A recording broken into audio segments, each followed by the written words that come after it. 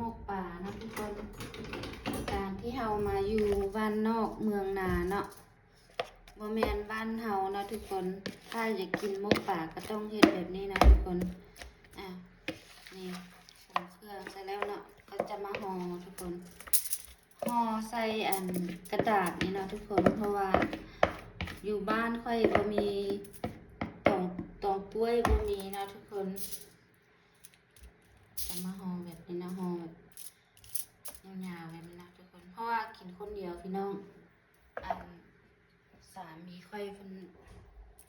บ่ค่อยกินปลาทุกคน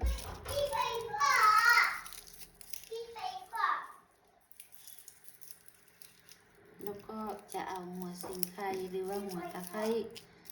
ใส่นะทุกคนนี่เป็นแบบนี้นะทุกคนเดี๋ยวจะเอาเข้าใกล้ๆนิดนึงนะทุกคน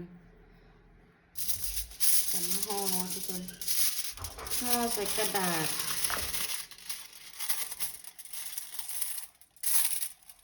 แล้วค่อยก็จะมาปิ้งทุกคนปิ้งกับปิ้งใส่เตาไฟฟ้านะทุกคนก็ได้มีเตาถ่านนะทุกคนค่อยก็จะมามีแบบนี้นะเสร็จห่อแบบเตากล้วยนี่แหละทุกคนอันนี้มันก็คักอะไรทุกคนมันก็พอแก้ไขได้ด้วยนะนี่